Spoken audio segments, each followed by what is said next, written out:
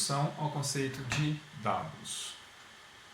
Bom, nós temos, para definir o Big Data ou Big Data, né, trate como preferir, né, o termo, mas o conceito dele é produzir, né, o principal conceito é que os dados eles são produzidos de acordo com os 5 V's, né, que são velocidade, volume, variedade, veracidade e valor. Vale lembrar aqui que veracidade e valor já eram conceitos que já vinham sendo levados em consideração por qualquer tipo, né, de ferramenta que trabalhasse com dados, né, para qualquer tipo de SGBDs, os SGBDs relacionais, por exemplo. Então, o que foi adicionado agora foi a velocidade, o volume e a variedade. Uma vez, né, porque a velocidade, o volume e a variedade passou-se a ser levado em consideração, porque os dados nativos, né, na forma natural, passaram a ser armazenados, né? O volume com isso cresceu muito e é preciso velocidade, né, para poder acessar todas essas informações. Daí nós temos um outro conceito aqui, né, que o Big Data é o fenômeno da massificação de produção e armazenamento de dados. Né? Por quê? Porque os dados eles são abstraídos de muitas fontes diferentes. Né? Então, é dado em massa, são muitas informações, né? Bem como os processos e tecnologias para extraí-los e analisá-los. Né? Então, não é uma forma de dado, não existe um único formato de dado, nem para extraí-los e nem para analisá-los. Então, a extração e a análise desses dados, né, eles são de diversas formas e diversos formatos. Então, o que motivou, né, a trabalhar, ou o que motivou o Big Data, né, o que motivou essa massificação de informação? Né? Primeiramente, é o barateamento e acessibilidade à tecnologia, uma vez que diversos tipos de dispositivos geram informações e essas informações, esses dados, na verdade, né, eles passaram a ser considerados. Nós temos facilidade de coletar e armazenar dados, porque tudo que nós fazemos hoje em dia, né, gera dados, né, e esses dados eles estão sendo armazenados. A evolução tecnológica, essa é a principal, né? Esse é o principal motivador. Né? Nós temos dispositivos gerando dados a todo instante. Né? Então, todas as operações ou tudo o que está acontecendo está gerando dados de uma forma qualquer. Né? E esses dados eles podem ser transformados em informação dependendo do tipo de tratamento que você quer dar para ele. Nós temos as mudanças sociais, né? Nossas facilidades sociais que nós temos hoje, elas são muito devidas às coletas dos dados. Né? Então, tudo que nós pesquisamos, por exemplo, na internet, traça um perfil nosso, né, de consumo, e essas informações estão sendo armazenadas e levadas em consideração um possível momento de sugestão de informação futura. Né? A internet, obviamente, também, né, ela é um facilitador, e a qualidade e acessibilidade a essa internet, né, mais rápida, essa maior disponibilidade, tornou possível, né, que essa gama de dados pudessem ser trabalhadas. Né? E os dispositivos conectados, né, os IoTs. Nós vamos, espera-se, né, que no futuro próximo né, com o nível de conectividade que nós temos aumentando ainda mais, nós vamos ter desses dispositivos mais acessíveis, né, na casa de todos os brasileiros. Né? Então, nós vamos ter, todos não, né, na casa da maioria dos brasileiros. Né? Então, vai ser possível que os nossos dispositivos, né, alguns já estão fazendo isso, coletem informações das nossas rotinas, das nossas preferências, e essas informações elas vão ser transformadas em dados, né, para depois serem transformadas em informação novamente, para nos sugerir, né, para traçar os perfis. Então chega até a ser assustador, né, mas é a realidade. Então são os dispositivos, todos os dispositivos conectados e gerando dados a todo instante. Então, a produção de dados, né? Os dados, eles são produzidos das mais diversas formas. Então, nós temos aí, como já dito anteriormente, tudo que nós estamos fazendo aí, praticamente tudo que nós fazemos no nosso dia a dia gera dados, né? Dados nos mais diversos formatos. Aqui estão elencados, né, algumas plataformas que estão gerando dados a todo instante, né? As redes sociais, com o uso massivo delas, né, hoje em dia, elas são elas, né, oferecem, né, uma produção de dados enorme sobre as nossas preferências, né, digamos assim. TV digital está gerando dados também, sensores em carro.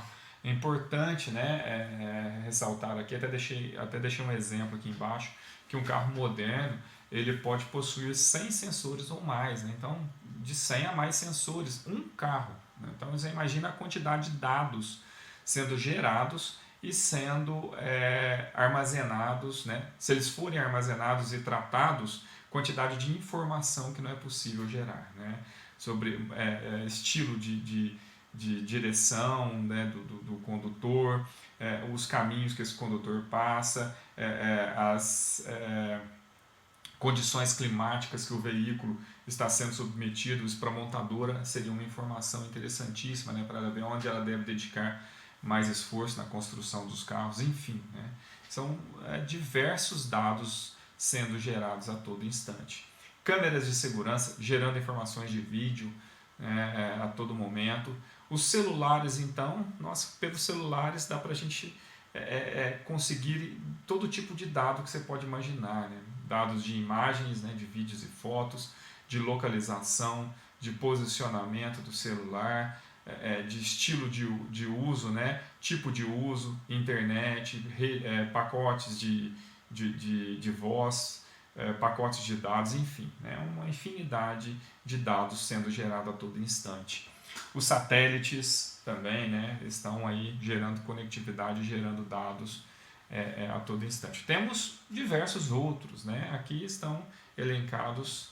Agora, por que as empresas têm interesse, né? Por que as empresas investem em serviços e produtos de Big Data? Porque elas já entenderam, né, que Big Data associado com inteligência artificial vai apresentar para ela, né, na verdade, vai ser para ela uma questão de sobrevivência. Porque uma empresa que tem, né, que investe em Big Data com inteligência artificial, ela vai conhecer mais o seu cliente, ela vai conhecer mais o seu produto, ela vai ser capaz de produzir com uma maior eficiência, né? E se ela não faz isso também, a concorrente vai fazer. Então, é uma questão de sobrevivência, é uma questão de permanência, né, no mercado onde ela atua. E, além de tudo, né, esse é um grande mercado, né? A gente estima aí que teremos um investimento de 103 bilhões para os próximos anos, né? Nesse mercado de Big Data com inteligência artificial. E vai até além, né, do mercado, do cenário corporativo, né? A gente vê aí tratamento de grandes volumes de dados, salvando até vidas, né, na pesquisa, né, para desenvolvimento de novos medicamentos, enfim, né? Então, eficiência de transporte, barateamento, né, de diversos recursos de transporte, de qualquer tipo de coisa, né, que a gente possa imaginar. Então, é interessante a gente pensar, né, que as empresas elas estão investindo porque elas enxergaram que no futuro próximo isso vai ser para ela uma questão de sobrevivência, né? Ela não vai conseguir se manter se não passar a olhar, né, para esse mercado. Nós tivemos o início, né, dos bancos de dados na década de 60, né, mais precisamente em 1960. Começaram a aparecer aí começou a se ter, né, os primeiros interesses, né, no armazenamento e no tratamento das informações. Depois, em 1970, foi o surgimento da lógica matemática relacional, né, Começou-se a ser estruturado a lógica relacional. Em 74 começaram a aparecer os primeiros produtos, né, voltados para bancos de dados relacionais, voltados, melhor dizendo, né, voltados para a lógica matemática relacional. Em 1976 surgiu o modelo de entidade e relacionamento. Então aqui já se dava para você ter uma ideia visual, né, da construção de um banco de dados. Em 80 tivemos a popularização do modelo relacional se tornando popular, né, com a linguagem SQL também tendo um padrão, sendo definido um padrão ANSI para a linguagem SQL. Em 90 apareceram os bancos de dados orientados a objetos, né? Ainda em 90, os bancos de dados dimensionais para formar os data warehouses, né?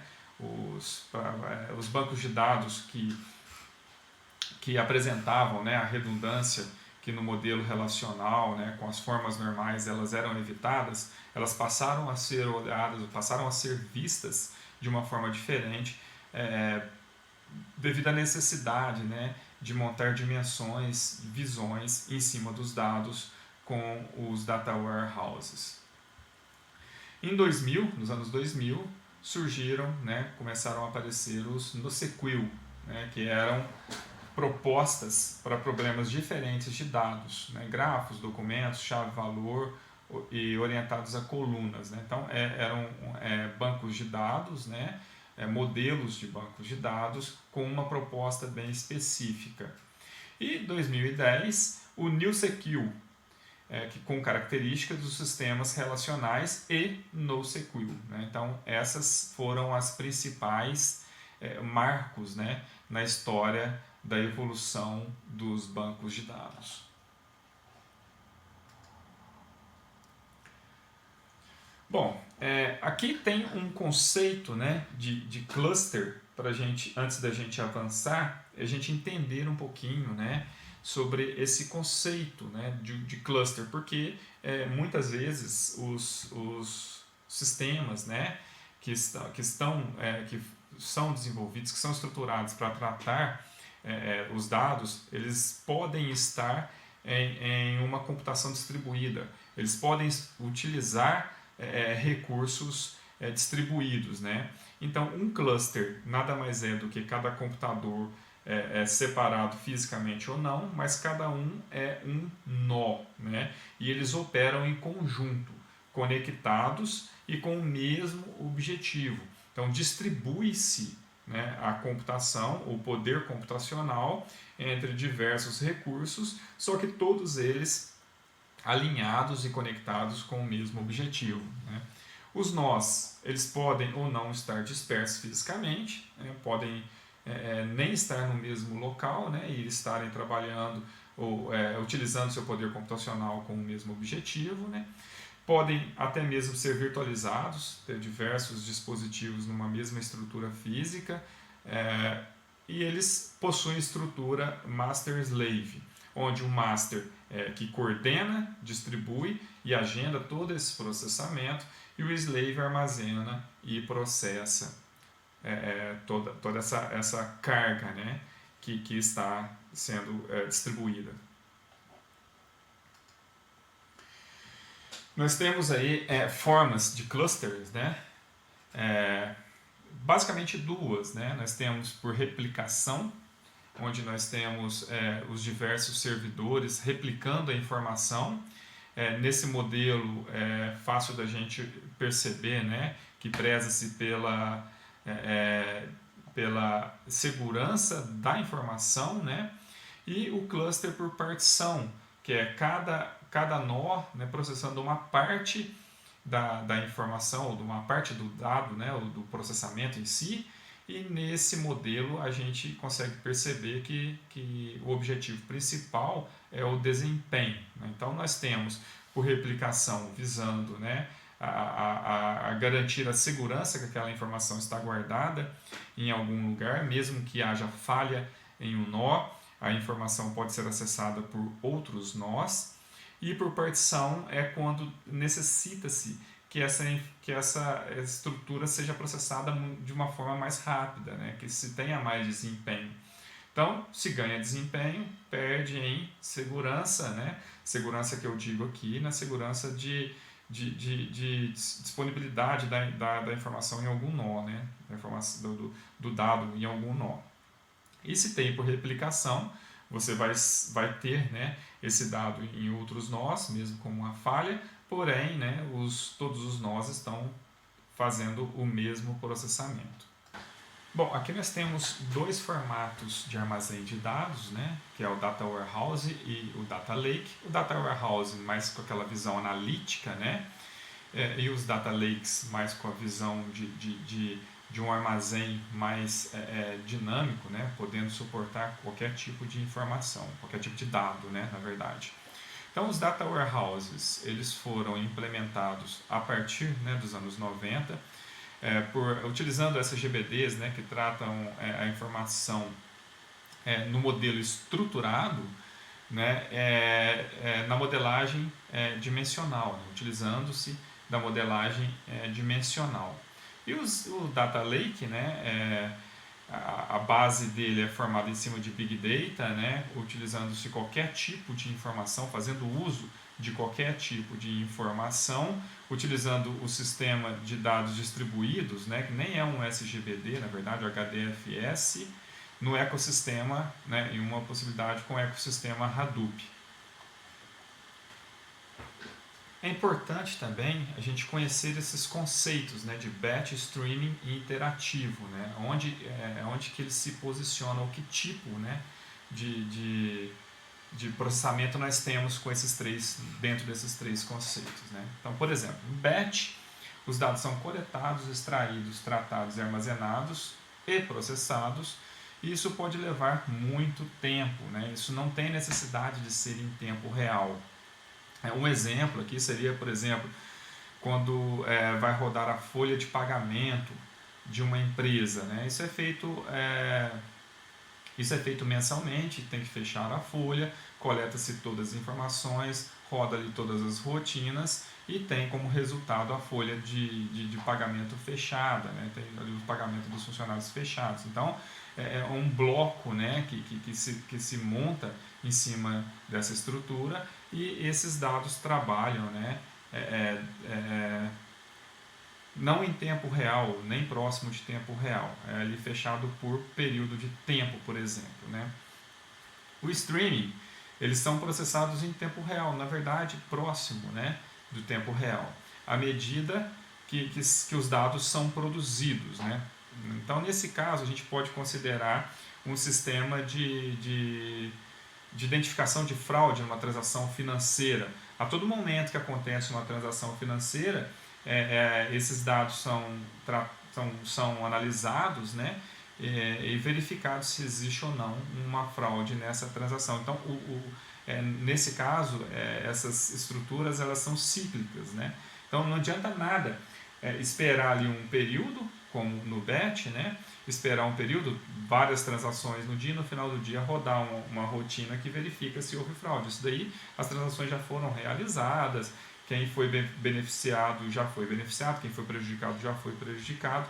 Isso deve acontecer em tempo real. Esse tipo de rotina deve acontecer, na verdade, próximo a tempo real, toda vez que é startado qualquer transação. E nós temos o sistema interativo, o ad hoc, né, que é uma interface onde o processamento é requerido e o resultado é analisado. Aqui a gente pode entender como uma interface onde quem está utilizando pode estar processando SQLs, né, consultas SQL, por exemplo, para se obter um resultado, né, dentro de uma base.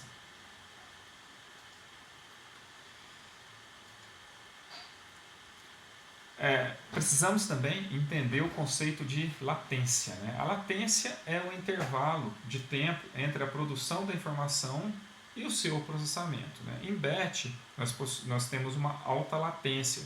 Por quê? Porque ele vai ser realizado por períodos, vai ser realizado em blocos, né? Em streaming é baixa latência. A informação foi produzida, ela já vai ter o processamento, ela já vai ser analisada, né? Como no exemplo citado aí da transação financeira, onde nós temos um sistema de detecção de fraude, né? Toda vez que a transação financeira é executada, vai vir essa verificação, analisando, né, essas informações para ver se identifica a fraude nessa transação. Então, a latência de uma transação em streaming, ela é baixa, e em batch ela é alta. Bom, sobre os data lakes, né? Então, eles são também armazéns de dados, pode ser sobre HDFS, né, que são sistemas de dados distribuídos, né? Os dados são carregados no seu formato nativo, eles não precisam de tratamento, não precisam de conversões, e pode ter áreas de descarga em formato nativo, consumo, onde esses dados são tratados para se obter as informações desses dados, e cópias temporais, né, quando for necessário. Aí nessa figura, né, demonstra um pouquinho sobre o sistema, né, voltados, né, para data lakes, onde a captura da informação pode ser em diversos modelos, né. Aqui nós temos, né, a captura de informações em nuvens, e-mail, rede ou até mesmo bancos de dados. Aí esse processamento ele pode ser feito por batch ou por streaming. Aí nós temos a ingestão, que é a transformação, né, desse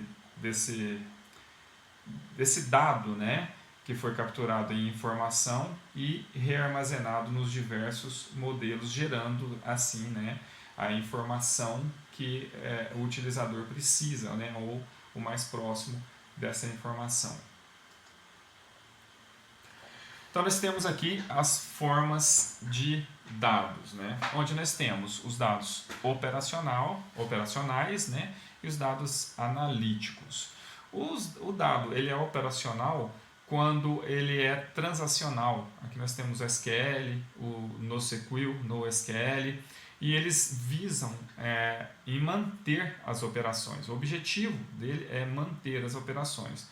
E para se ter um apoio às decisões, nós temos os dados analíticos, né, por meio dos data warehouse, dos data lakes e dos OLAPs. Então, a gente possui a informação que ela é transacional, ela é obtida ali, ela é armazenada por meio das estruturas operacionais e elas se tornam informação de apoio à decisão quando elas são tratadas dentro dos armazéns, né? Elas são voltadas para a decisão da empresa ou, né, da corporação que for, né, que estiver fazendo uso dessas informações. Então nós temos aqui ainda sobre os modelos de dados, né, o operacional produz os dados, enquanto que o analítico carrega dados produzidos de várias fontes, né? Então nós temos o operacional, por exemplo, um sistema onde tem ali um usuário fazendo lançamentos. Então isso é o operacional, os dados estão sendo produzidos ali. E o analítico, né, o Data Warehouse, Data Lakes, eles vão sofrer cargas de dados. Então os dados geralmente eles vão ser obtidos das estruturas operacionais e carregados para o analítico, né? Na maioria das vezes, se forem dados estruturados, até pela modelagem, né, dimensional. No operacional nós temos consulta, inclusão, exclusão e atualização, e no analítico nós temos inclusão e consulta só, né, porque não há operação ali. As estruturas analíticas elas só servem para dar uma visão, né, em cima das informações que são produzidas pelo operacional. O operacional não mantém histórico. Por exemplo, quando há uma alteração de um dado, esse dado, o anterior se perde, né, e passa a ter somente a nova informação, enquanto que no analítico é possível manter o histórico, né? Toda vez que a gente faz uma carga, a gente pode fazer uma carga diferencial, né, onde só as informações diferentes são importadas. E aí a gente mantém o histórico, inclusive quando essas informações são as diferenciais importadas, essas antigas podem ser mantidas. No operacional, a redundância é mínima ou nula, né? Até os bancos de dados relacionais Eles vão apresentar aí, né, as formas normais que visa essa redução, anulação da redundância de dados, enquanto que no analítico essa redundância acontece sem nenhum problema, né? Na verdade, a redundância não é um problema, depende da forma como os dados estão sendo trabalhados. No analítico, essa redundância vai ser um diferencial, né? Principalmente porque ela vai possibilitar a manter um histórico ou possibilitar uma visualização por diversas dimensões da informação. Operacional pode ter grande volume de informação, só que aqui pode ter, né? Porque na verdade a informação ela não vai aumentar numa escala tão grande, né? Porque se você vai evitar ou anular a redundância, muitas vezes você vai ter são alterações de informações. Enquanto que no analítico, com certeza, o volume vai ser sempre maior. No operacional, o objetivo é a integridade dos dados. Os dados eles têm que ser íntegros, né? E no analítico, o objetivo é informação de qualidade. Nem sempre a integridade vai ser considerada, né? Até porque essa redundância que nós temos aqui na estrutura analítica, ela vai nos possibilitar obter uma informação de maior qualidade. No operacional, nós temos que ele é orientado ao processo, e no analítico ele é orientado ao negócio. Então é muito mais válido para o operacional manter ali a integridade, a estrutura do processo em si, seja ele qual for, uma venda, um processo de produção, um controle de estoque, qualquer coisa que seja, o processo é a base, né, para ele. Ele está orientado a esse processo, enquanto que no analítico ele está orientado ao negócio, né? Então são as informações que vão trazer, que vão apoiar na tomada de decisão para a manutenção do negócio, que são as informações mais valiosas para a estrutura analítica. Bom, o modelo operacional ele não mantém histórico, como dito, né? Porque ele vai trabalhar, vai evitar a redundância. O modelo operacional ele é voltado para minimizar essa redundância e manter a integridade. E o modelo analítico ele vai manter o histórico, porque ele é ideal para o apoio à decisão. Não importa para o modelo operacional se o João mudou da rua 15 do bairro, sei lá, bairro 7 para a rua 20 do bairro 8. Para o modelo operacional que visa tratar ali somente o processo, isso não faz diferença nenhuma. Basta saber que o senhor João está morando no novo bairro lá e pronto. Para o modelo analítico, saber que ele saiu de uma rua tal, bairro tal, foi para a rua tal, bairro tal, pode gerar uma informação importantíssima. Pode trazer para o negócio, né, para a análise do negócio, uma informação que o João ele teve uma ascensão social, por exemplo, ou o contrário, né, o João perdeu renda e teve que se mudar para um local mais barato, digamos assim. Então, essa informação, né, ela apoia a decisão, né, do gestor que está ali na tomada dessa decisão.